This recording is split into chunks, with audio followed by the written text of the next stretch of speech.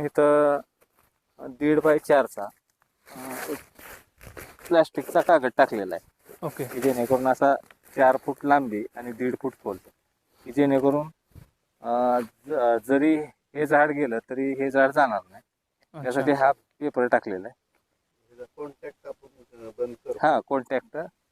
Contact बंद करतो. अच्छा, म्हणजे जे आपण पूर्वी म्हणजे कसं करायचे लोक की आता ह्या झाडाला समजा मर झालाय आणि ह्या इकडे स्प्रेड व्हायचं नाही, म्हणजे इथं एक ट्रेंचिंग करून औषध दिलं जायचं आणि सलगच झाड मरायचे. म्हणजे आमची देखील बाग मी बघितलेलं की एक झाड गेलं की सगळी बागच परत उद्ध्वस्त झाली.